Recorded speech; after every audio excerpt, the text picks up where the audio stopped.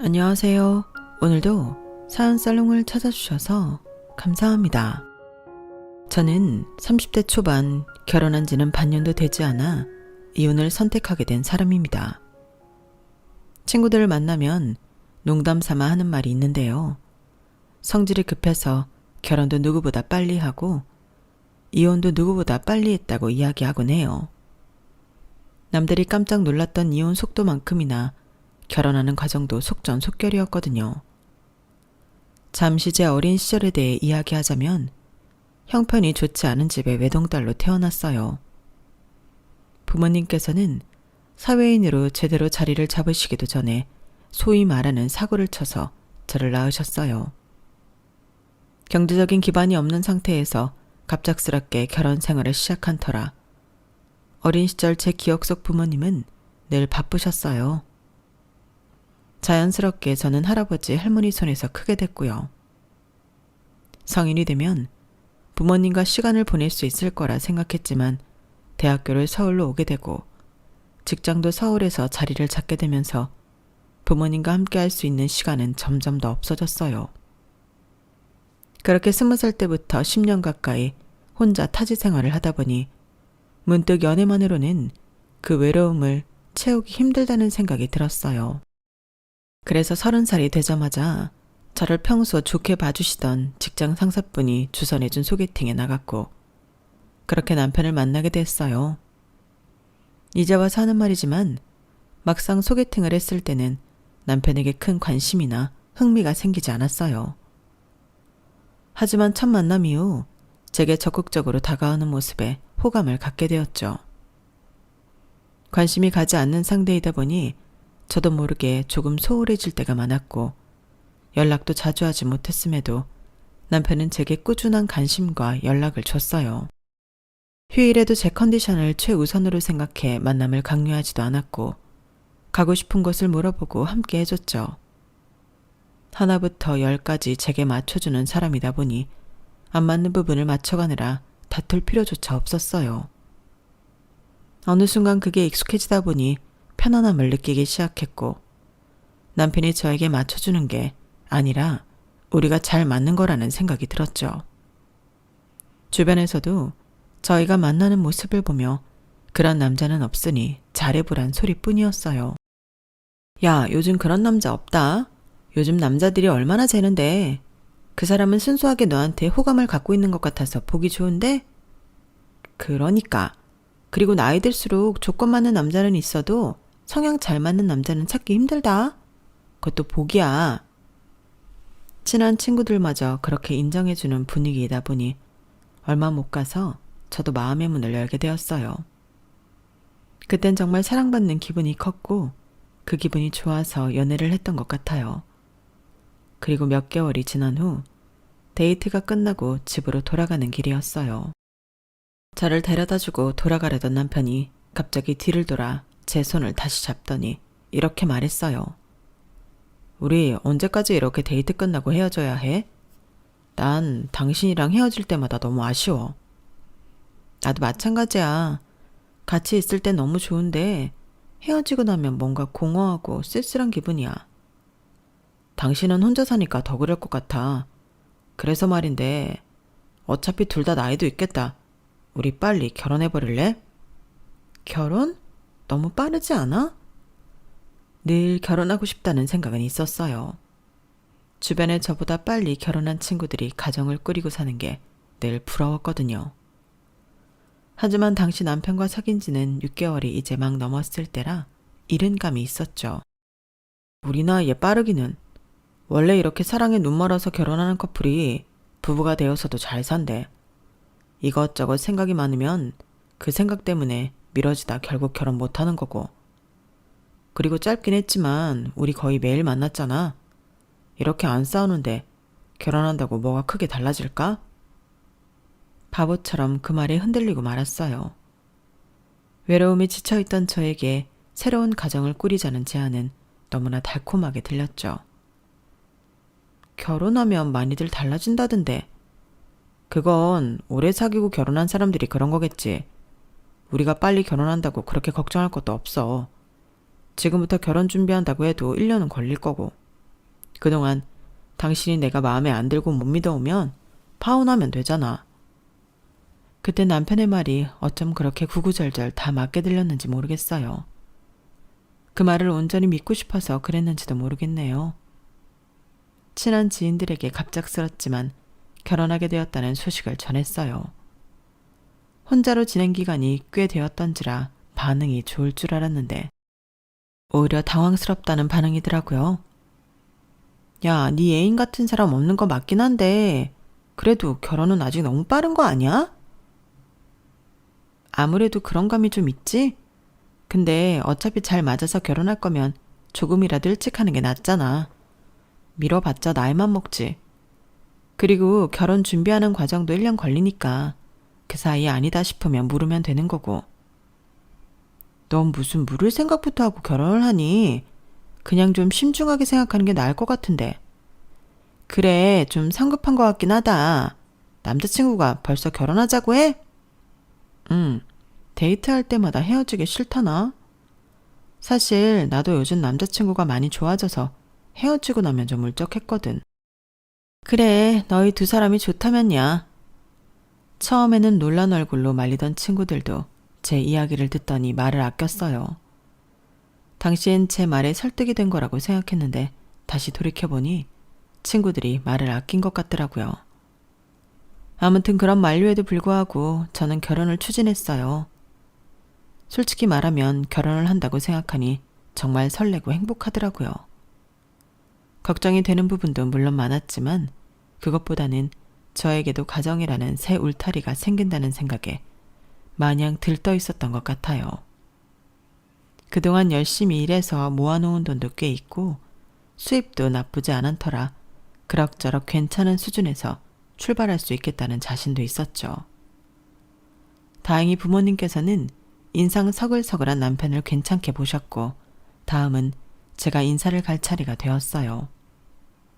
깔끔하게 차려입고 시댁에 드릴 과일 바구니와 꽃다발을 챙겨서 남편의 차에 올라탔는데 차가 어느 대형 카페에 주차를 하더라고요.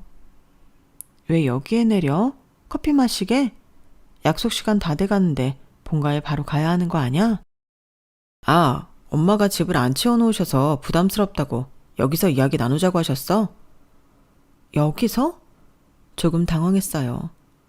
아무리 집을 안 치워놨다고 한들 보통 사람들이 다 관례처럼 하는 걸 벗어났으니까요. 제 반응을 보고 남편도 조금 당황한 듯 했어요. 아, 당신 온다고 열심히 치웠는데 좀 부족하게 느껴지셨나 봐. 이사 계획 있으셔서 내가 봐도 집이 좀 난장판이긴 해. 그래서 그런 거니까 너무 이상하게 생각하지 마. 남편이 그렇게까지 말하니 더 이상 말하기가 힘들더군요. 시부모님과의 첫 만남은 그렇게 대형 카페에서 이뤄졌어요. 안녕하세요, 어머님, 아버님. 아우, 어서 와요. 이야기 많이 들었어. 반가워요. 다행히도 직접 만나 뵙고 나니 걱정과 이유 모를 찜찜함이 금방 사라졌어요. 두 분 모두 환하게 웃는 얼굴로 저를 반겨주셔서 긴장했던 마음이 빠르게 녹아내렸거든요. 그래, 결혼 준비는 잘 되어가고? 네, 틈틈이 하고 있습니다. 우리 지환이가 이렇게 참한 여자친구를 며느리로 데려와서 너무 좋으네. 안 그래도 만나면 이야기하려고 했는데 신혼집을 두 사람 대출해서 하려고 한다면서? 네, 아무래도 괜찮은 집에 살려고 하니 대출이 필요하긴 하더라고요. 아우, 그러지 마. 지환이가 아직 이야기 안 했지? 실은 지환이 결혼하면 우리 집에서 신혼집을 해주려고 하고 있었거든. 신혼집이요? 처음 듣는 이야기였어요. 제가 알기론 남편의 집이 형편이 안 좋은 건 아니지만 그렇다고 넉넉한 형편인 것도 아닌 걸로 알고 있었거든요. 놀란 눈으로 남편을 보자 남편이 머쓱한 듯 웃더라고요. 놀랐지? 나도 얘기 듣고 놀랐어. 엄마한테 집이 한 채 더 있다고 하시더라고요. 아, 너무 감사하지만요, 어머님. 저희 집에서는 사실 부모님께서 보태주실 게 많지 않아서 최대한 손 안 벌리고 준비하려고 했었거든요. 아, 그래? 뭐 그래도 둘 다 대출 내서 좋을 건 없지 않니? 괜히 대출 내지 말고 신혼집으로 그 집 빌려줄 테니까 돈 더 모을 때까지만이라도 그 집에서 지내는 건 어떻겠니? 처음에는 신혼집을 해주신다고 하더니 제 반응을 보시곤 갑자기 돈 모을 때까지만 그 집을 빌려주시겠다고 제안하시더라고요. 조금 야속하게 느껴지긴 했어도 친정 부모님께 손 벌릴 생각은 없던 터라 차라리 다행이라는 생각이 들었어요. 그런데 그렇게 해도 될까요? 너무 죄송해서. 월세나 전세하시면 큰돈 되실 텐데 저희한테 빌려주신다는 게 내가 그 집을 아예 주겠다는 것도 아니고 그냥 빌려준다는 건데 뭐 어때? 안 그럼 니네가 어느 세월에 돈을 다 모으겠어? 이거라도 해주고 싶어서 그러니 한 3년만이라도 살아봐. 그래요, 뭐 뼈 빠지게 대출 갚느니 이렇게라도 도움 받을 수 있으니 얼마나 다행이야. 요즘 서울 집값도 다시 엄청 올랐잖아. 그렇긴 하지. 남편과 시어머니의 설득에 넘어가 3년 정도만 도움을 받기로 했어요. 그래도 그 정도 돈을 모으면 지금보다 훨씬 여유가 생길 것 같긴 하더라고요. 우리 뭐 하나 보태지도 못하는 쟤 너무 감사해서 이걸 어쩌나? 사위 오면 한우라도 구워 먹여야겠네. 사실 결혼하면 집 문제가 반 이상인데. 그래, 그게 해결되었으니 남들보다 고생은 덜하면서 시작하게 됐구나. 참 다행이다. 항상 시부모님한테 잘해드려. 얼마나 고마운 분들이니. 친정 부모님께서도 엄청 좋아하셨어요. 그 모습을 보니 저도 안심이 되더군요. 보통은 결혼식 전에 이사를 다 해놓은 터라 저희도 당연히 그렇게 진행하는 줄 알았어요. 그런데 어머님께서 이렇게 말씀하시더군요. 마음 같아서는 당장 집을 뺏어주고 싶은데 지금 살고 있는 사람이 집 구할 때까지만 살게 해달라고 하도 사정을 해서. 너희 신혼여행 다녀온 뒤에나 입주가 가능할 것 같아. 그건 괜찮겠니? 네, 어쩔 수 없죠. 저희도 급한 건 아니니까 기다릴게요, 어머님. 그렇게 결혼식까지는 별 탈 없이 흘러갔어요. 여전히 남편은 제게 다정하게 대해줬고 시댁 식구들도 마찬가지였어요. 결혼식을 올리기도 전에 나 참 결혼 잘한 것 같다는 생각이 들 정도였으니까요. 집안 배경이 화려하거나 돈을 잘 버는 남자는 아니더라도 이렇게 세심하게 저를 맞춰주는 남자를 만났다는 게 천운이라고 느껴졌어요. 게다가 바라지도 않았던 집 문제까지 해결이 되었으니 정말 하늘이 절 돕는 것 같았어요. 다만 내심 마음에 걸리는 것 한 가지는 결혼식을 올리기 전까지도 시댁에서 저를 집에 초대한 적이 없다는 점이었어요. 만난 일이 많지는 않았지만 어쩌다 한번 만나게 되어도 늘 밖에서 식사를 했고 그럴 때마다 의아해하는 저에게 남편은 어머니가 집밥을 싫어하신다, 아버지가 집에만 계시는 걸 답답해하신다 등의 이유를 대가며 저를 안심시키려고 했어요. 그래도 곧 결혼하는데 시댁집 주소조차 제대로 모른다는 사실이 영 찜찜했어요. 주변 친구들도 이상하게 생각할까봐 차마 속 편하게 털어놓지도 못하겠더라고요. 하지만 찜찜한 마음을 해결하고 싶은 것보다 판도라의 상자를 굳이 열어보고 싶지 않았던 마음이 더 컸던 것 같아요. 그 상자를 열었다가 혹시나 지금 제가 믿고 지내왔던 행복이 다 깨질 수도 있으니 두려웠나 봐요. 그 덮어놨던 두려움이 그렇게 커질 줄은 정말 꿈에도 상상을 못했어요. 화려하진 않아도 나름대로 제 로망들을 실어난 결혼식을 올렸고 아름다운 휴양지에서 행복한 시간을 보내고 한국에 돌아왔어요. 저희가 앞두고 있는 건 오직 이사뿐이었죠. 신혼여행이 끝난 바로 다음 주가 이사 날짜로 잡혀 있었거든요. 신혼여행을 다녀와서도 당분간 따로 지내야 한다는 게 믿기지 않았지만 동시에 애틋하게 느껴지기도 했어요. 여보, 일주일 있다가 봐. 그래, 보고 싶을 거야. 그렇게 일주일이 지나고 이사를 가는 날이 되어서야 저희가 살 신혼집을 제대로 보게 되었어요. 대충 사는 지역만 알고 자세히 보는 건 처음이라 시부모님과 함께 남편이 운전하는 차에 몸을 맡겼는 게 생각보다 후미진 곳으로 들어가더라고요. 여보, 여기가 어디야? 왜 계속 들어가? 길 잘못 들어온 거 아니야? 아니야, 여기 맞아. 조금만 기다려봐. 그래, 맞게 가고 있다. 왜 이렇게 성질이 급하니? 들어가는 길이 험하기도 하고 치안도 안 좋아 보이는 골목이라 가면서도 제발 이곳 어디쯤은 아니길 기도했어요. 여길 지나면 사람 살만한 동네가 나오겠거니 얼마나 바라고 또 바랬는지 몰라요. 하지만 제 바람과는 달리 차는 얼마 못 가 한 허름한 빌라 앞에 멈추고 말았어요. 내리자. 네? 뭐해 다 왔어. 얼른 내려서 집 봐야지. 얼떨떨한 얼굴로 내려서 시부모님과 남편 뒤를 따라갔어요. 다 쓰러져 가기 직전인 6층짜리 집 꼭대기까지 계단을 타고 올라가시더군요. 당연히 엘리베이터는 없었어요. 우리가 큰맘 먹고 여기 주인집 니네한테 주는 거야. 방도 여러 개고 넓으니 쾌적할 거다. 선심 쓰듯 말씀하시는 어머님의 모습을 보며 그래도 겉보기와는 달리 안쪽은 괜찮으니 저리 자랑스럽게 말씀하시는 거겠지? 하며 마지막까지 희망을 놓지 않았어요. 하지만 문을 열면서 그 마지막 희망까지 처참히 부서지더군요. 어머님 말씀대로 나름대로 한 빌라의 주인집답게 큰 방도 3개나 되고 2명이서 살기엔 꽤 넓은 집이긴 했어요. 하지만 문제는 안쪽도 장난이 아니었어요. 얼마 전까지 사람이 살았다는 어머님 말씀과는 달리 사람이 살았던 흔적은 눈을 씻고 찾아봐도 없이 낡고 휑한 데다 군데군데 벽지까지 벗겨져 있더군요. 어머님이 말씀 안 하셨으면 폐가인 줄 알았을 수준이었으니 더 이상 설명하지 않아도 되겠죠. 여기가 말씀하셨던 저희 신혼집일까요? 주인집이라 아래층이랑도 분리되어 있고 방도 참 넓고 좋지? 아, 네. 그런데 표정이 왜 그래? 아, 생각했던 것보다는 집이 손볼 것이 좀 보여서요. 이걸 어찌 말해야 하나 싶어 최대한 돌려 말했는데 시어머니께서는 오히려 반갑다는 듯 웃으시더군요. 그래? 하긴 네가 인테리어 디자이너잖니.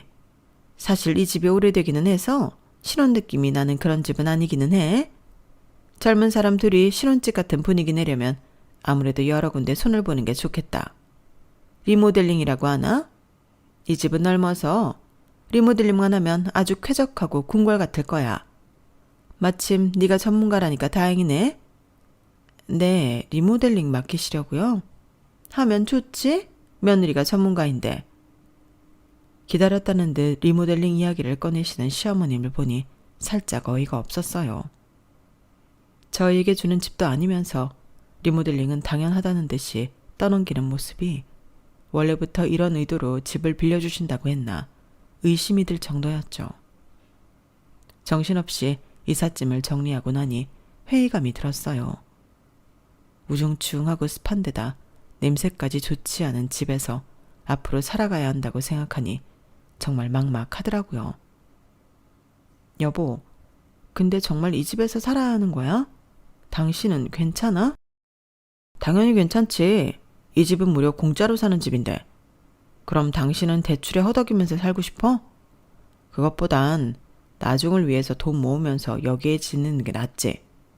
집이 좋진 않아도 넓잖아. 나도 어렸을 때 형편이 좋지 않아서 좋은 집에서 살아본 적은 없지만 이 집은 해도 해도 너무한 느낌이 드는데 게다가 이렇다는 말씀은 전혀 없으셨잖아. 그게 무슨 소리야. 엄마는 우리 생각해서 갖고 있는 집 중에 제일 좋은 집으로 주신 건데 이 집 이래 보여도 주인집이야. 제일 비싼 집이라고. 올라오면서 보니까 새도 안 나가는 것 같은데 비어있는 호수도 있고. 그래서 당신이 하고 싶은 말이 뭔데? 어머님 말씀대로 리모델링을 하든지 해야 그나마 살 수 있을 것 같아. 이렇게 우중충한 집에서 살았다간 우울증 걸리겠어. 그래, 그럼 하면 되지. 당신 전문이잖아. 당신이 알아서 잘해봐. 이제 우리만의 신혼집이니까. 근데 이 집을 받을 것도 아니고 어머님 소유 집인데 함부로 리모델링 해도 되는 거야? 엄마가 하라고 했으니까 괜찮지. 오히려 리모델링 해드리면 엄만 좋아하실걸? 근데 그럼 리모델링비는 어머님께서 내시는 거지? 여기 리모델링해서 괜찮게 쓰려면 비용이 많이 들 것 같아서. 비용? 당신 회사에서 하면 무료로 어떻게 안 되나? 당신 이제 직급도 꽤 높잖아. 그게 말이 돼? 다 회사 돈 나가는 건데 이걸 어떻게 무료로 해달라고 해. 내 회사도 아니고. 아, 뭐야. 당신 대표님이랑 친하다며. 그럼 뭐 할인은 어떻게 안 되나? 무슨 할인받을 생각부터 해.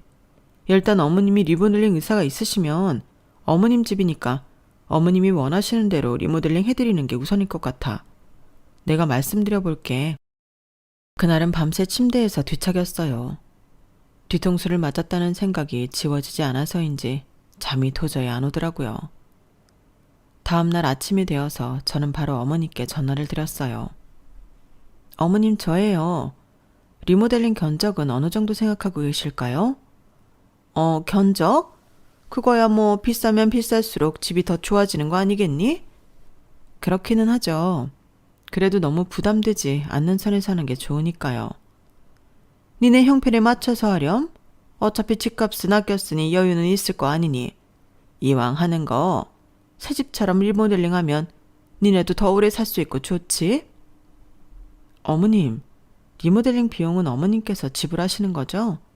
저희 집이 아니라서 저희가 마음대로 리모델링하는 건 좀 아닌 것 같고 어머님 취향에 맞춰서 하는 게 나을 것 같아요. 아우, 내가 다 늙어서 취향은 무슨. 새집 되면 그걸로 족하지. 근데 리모델링은 니네 능력으로 해야 되지 않겠니? 집도 해줬는데 리모델링까지 내 돈으로 해놔라 하는 건 내 입장에서도 좀 그렇구나. 어차피 그 집 리모델링에서 제일 좋은 사람은 니네 둘인데 그것까지 시부모한테 해달라고 하는 건 좀 그렇지 않니? 네, 어머님. 저희 집이면 저도 그렇게 하겠는데 그게 아니니까요. 어머님께서 리모델링 하시면 제가 최대한 어머님 원하시는 견적에서 맞춰서 잘해드릴 수는 있는데 저희 마음대로 집에 손대기는 마음이 불편해서요. 그지. 리모델링 하려면 비용이 꽤 많이 들 텐데. 니네한테나 그럴 돈이 있지. 나는 여유가 없구나. 어차피 니네 나가고 세주면 그만인 집인데 신혼집 치고는 분위기가 어둡고 칙칙하니 원하면 리모델링 하라는 소리였지. 내가 내 돈 주고 리모델링 하고 싶다는 뜻은 아니었어. 나는 됐으니 니네 하고 싶으면 하고 아니면 냅둬라. 어머님께서는 능청스럽게 전화를 끊어버리셨어요. 전화를 끊고 나니 제가 뭘 들은 건가 싶어서 머리가 멍해지더라고요. 그리고 나니 하나 둘씩 현실 감각이 깨어나더군요. 전에는 곧 행복해질 거라는 최면에 취해 미처 챙기지 못했던 것들이 눈에 밟히기 시작했어요. 결혼 전까지 한 번도 데려가지 않았던 시부모님 댁 역시 저희에게 준 집과 별반 다르지 않더라고요. 다 이유가 있어서 그랬던 건데 당시엔 정말 놀라울 정도로 의심하지 못했던 거죠. 야, 니네 시어머니 너 통해서 집세로 리모델링 하려고 한 거네. 너무 속보인다. 절대로 해주지 마. 친구들 역시 시어머니의 의도를 바로 알아채고 제게 조언해줬지만 그 집에서 하루하루 살수록 불행해지는 기분이 들었어요.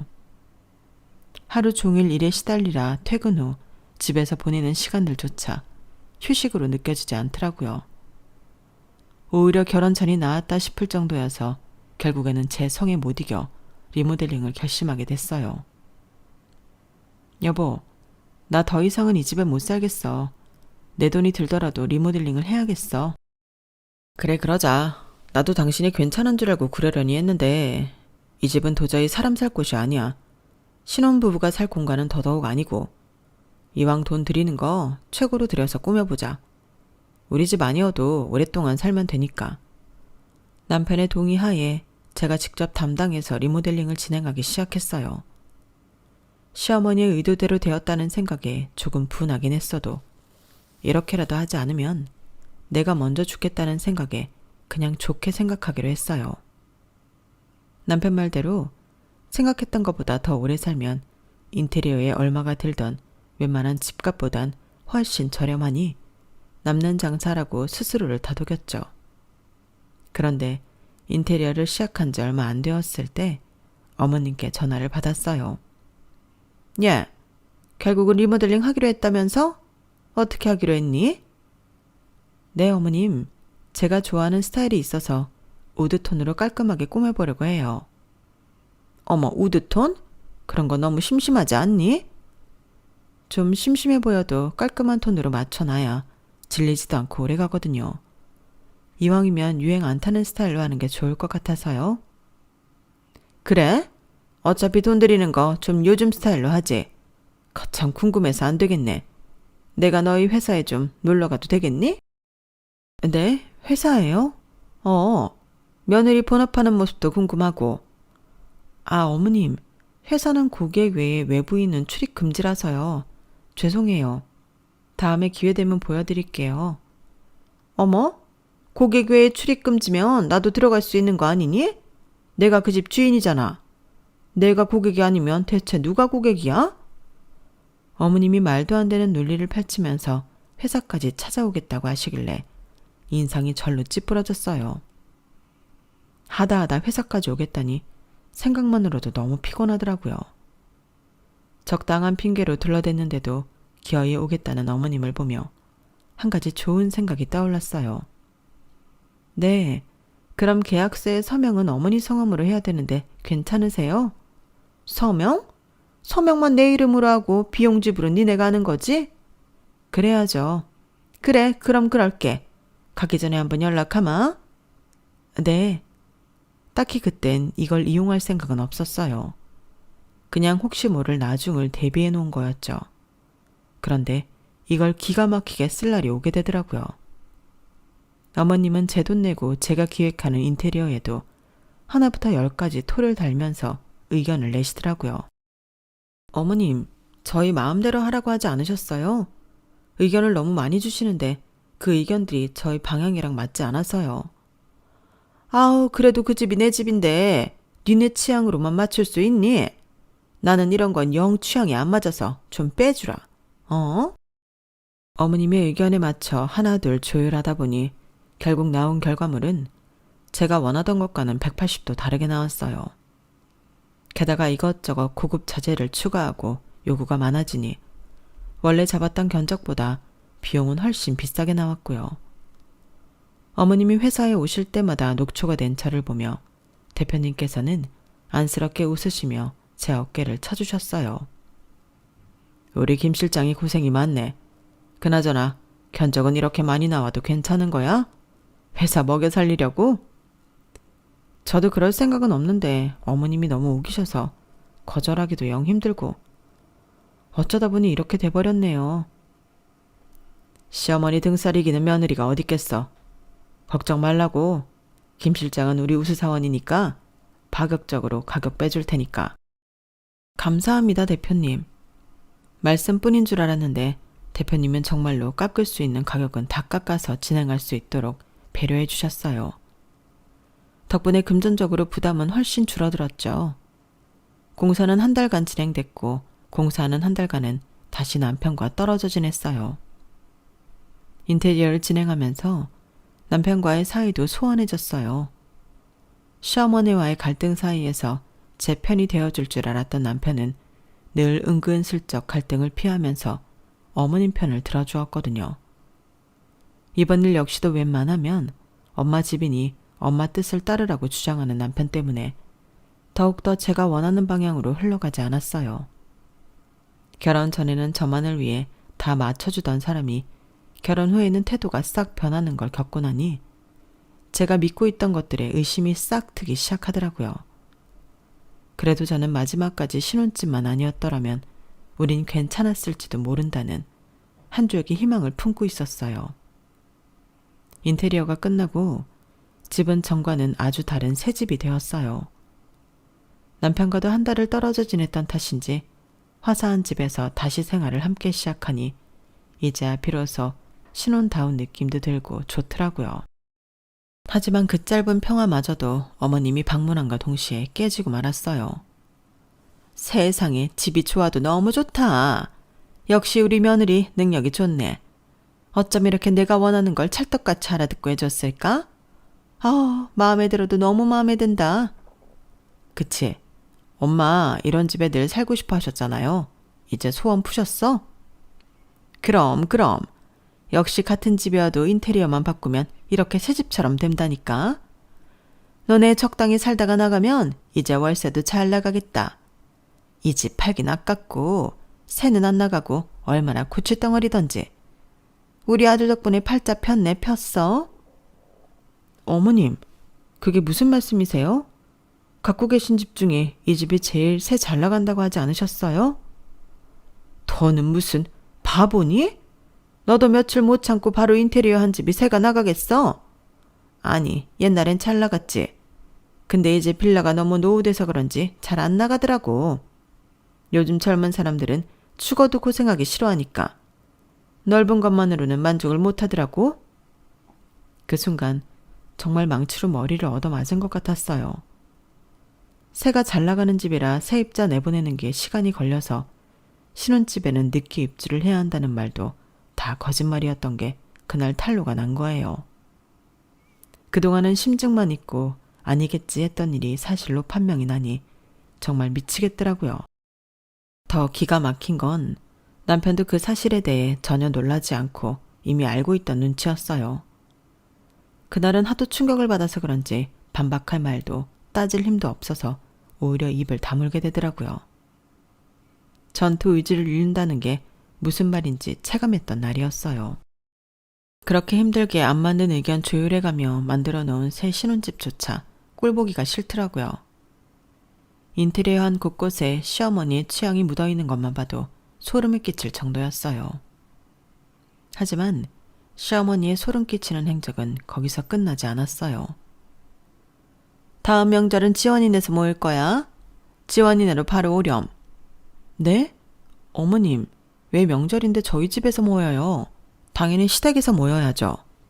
예, 그렇게 넓고 좋은 집 놔뒀다가 뭐하게? 방도 많은데 멀리서 온 식구들 자고 가기도 딱 좋고. 그 집이 니네 집도 아니고 내 집이니 모이자고 하는 거 아니니?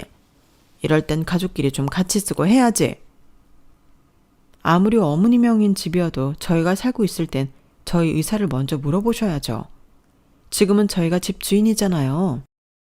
네가 돈 한 푼 안 내고 그저 내 아들이랑 결혼했다는 이유만으로 그 집 주인이 된 건데 그게 주인이라고 할 수 있니? 그냥 좀 시어머니가 하자는 대로 하면 어디가 덧나? 그래 여보, 당신 집 문제에 있어서는 너무 예민해. 엄마 집은 좁잖아. 좀 더 쾌적한 집에 가족들 초대하면 다 같이 더 좋은 시간 보낼 수 있는 건데 왜 그래? 시어머니는 틈만 나면 저희 집을 어떻게든 가족회관처럼 쓰려고 하더라고요. 그걸 막으려고 하면 방해하면서 한술 더 뜨는 남편 때문에 부부싸움만 수십 번도 더한 것 같아요. 당연히 남편과 사이가 급격히 안 좋아진 건 말할 것도 없었죠. 그러던 어느 날 야근을 하고 돌아왔는데 정말 믿지 못할 광경을 마주하게 됐어요. 여보, 이게 뭐야? 내 책상이랑 왜 다 밖에 나와 있어? 방이 하나 남아서 제 작업실 겸 서재로 두었던 방의 가구들이 다 거실에 흩어져 있었어요. 너무 당황스러워서 남편부터 찾으면서 집으로 들어갔는데 방에서 너무나도 당연하다는 듯이 어머님이 나오시더라고요. 며느리 왔니? 어머님이 왜 거기서 나오세요? 여긴 제 방인데요. 아우, 얘 또 시작이네. 너 아직도 말 안 했니?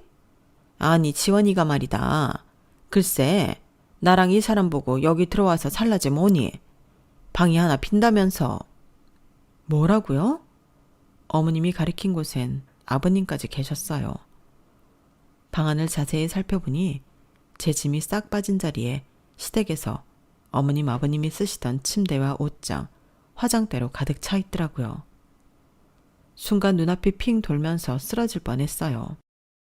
우리 아들이 어찌나 지 부모 생각을 하는지. 저희들만 좋은 곳에 사는 게 미안하다고 이렇게 또 불러줬지 뭐니. 이래서 자식을 잘 낳아야 된다니까. 아들 덕에 좋은 집에 다 살아보는구나. 그러게 말이야. 우리가 다른 건 몰라도 자식 농사 하나는 끝내주게 지었어. 사사기 된 저는 아랑곳하지 않고 하하호호거리며 자기들만의 세상에 빠진 시부모님을 보니 환멸이 났어요. 뒤늦게 욕실에서 나온 남편을 보니 멱살을 잡고 싶은 충동에 사로잡히더군요. 여보 왔어? 아, 얘기 들었지? 그렇게 됐어. 뭐라고? 나한테는 말 한마디 상의도 없이 그렇게 됐다고? 결혼 전부터 지금까지 당신은 날 순수하게 대하긴 한 거야? 어떻게 당신도 당신 부모님도 이렇게 겉과 속이 다를 수가 있어? 뭐? 당신 제발 말 조심해. 나한테 화가 났으면 나한테만 화내면 되지. 꼭 부모님 욕을 그렇게 면전에 대고 해야겠어?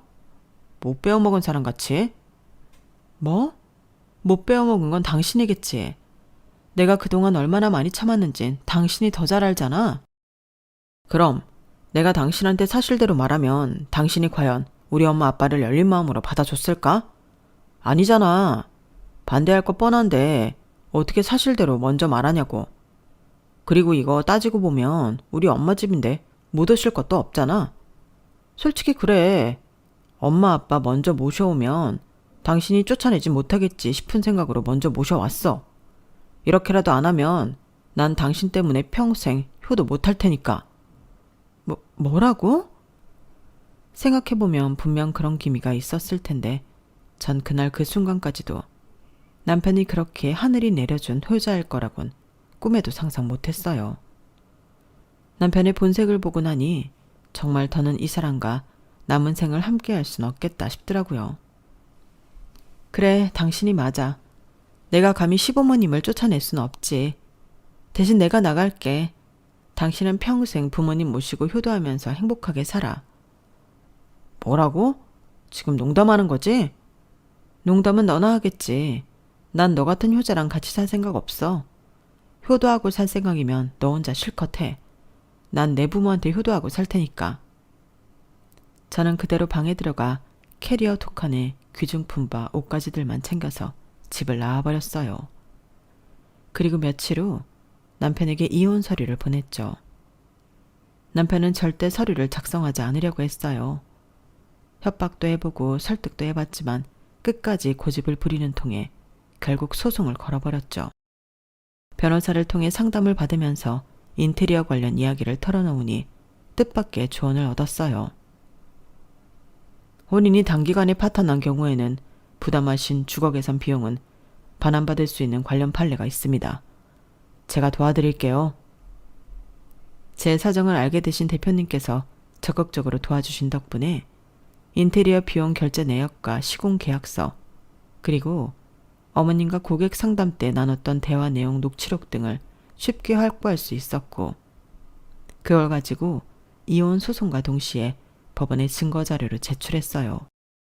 제가 인테리어 비용으로 돌려받을 수 있는 금액은 1억 원으로 소송을 시작했어요. 재판 결과가 나오기까지 오랜 시간이 걸리긴 했지만 결국 법원에서는 저의 손을 들어주었고, 유책 배우자인 남편은 제게 1억 원이라는 어마어마한 금액을 갖게 되었죠. 말도 안 돼. 분명히 이 정도 금액은 아니었잖아. 아니라는 증거 있어? 그리고 그 정도 금액이 아니었더라도 그건 나로 인해서 혜택을 본 거지. 당신이나 당신 부모가 잘나서 해준 게 아니야. 이혼도 당한 마당에 이제 그만 정신 좀 차리지. 법원을 나서는 순간까지도 제게 징징대는 남편에게 한마디 제대로 쏘아준 후 저는 남편과 정말로 헤어졌어요. 연애기간과 결혼기간을 합쳐서 함께 보낸 시간이 2년 남짓밖에 안 되는 짧은 인연이었지만 그 어떤 인연보다 정말 지독했죠. 남편은 당장 갚을 돈이 없어 고민 끝에 그 싸구려 집을 처분한 모양이었어요. 재개발도 안 되는 지역에 지어진 낡은 집이었지만 그나마 인테리어를 새 것처럼 해놓은 덕분인지 팔리긴 했더라고요. 그래봤자 겨우 인테리어 비용 빼면 별로 남지도 않는 가격이었겠지만요. 집을 팔고 나서 남편과 시부모님은 다시 시부모님이 살던 작은 집으로 옮겨갔고, 그나마 있던 재산이 처분되어 버린 탓에 생활 형편은 급격히 어려워졌다고 들었어요. 그런 소식을 들으면 기분이 좋지 않을 줄 알았는데 그동안 하도 시달렸던 탓인지 꼴 좋다는 생각밖에 안 들더군요. 지금 저는 회사 근처에 독립했고 더 멋진 싱글라이프를 위해 열심히 일을 하고 있습니다. 회사에서는 여전히 신방맞는 사원으로 일하고 있고요. 외로움에 시작한 결혼 생활이었지만 이런 일을 겪고 나니 사실은 제 인생이 그다지 외롭지만은 않다는 생각이 드네요. 가장 어려울 때 도와줬던 사람들이 곁에 있어서 든든하거든요. 지금 돌이켜보면 그 시절에 저는 너무 외롭고 불안해서 제대로 사람을 판단할 여유조차 없었던 것 같아요. 누가 제 옆에 있기만 하면 저절로 행복할 거라 착각했던 것 같아요. 그 일을 겪고 난 후에야 제대로 깨달았어요. 외로움은 타인이 채워줄 수 없고 급하게 기대서 시작한 관계는 서로에게 짐이 될 뿐이라는 걸요. 이제 저는 혼자여도 충분히 행복할 수 있다는 걸 배워가는 중입니다. 제 사연은 여기까지예요. 들어주셔서 감사합니다. 항상 행복한 하루하루 되세요. 여러분, 사연 댓글에 응원과 현명한 조언 부탁드려요. 좋아요와 구독은 저에게 큰 힘이 됩니다. 오늘도 좋은 일 가득하세요.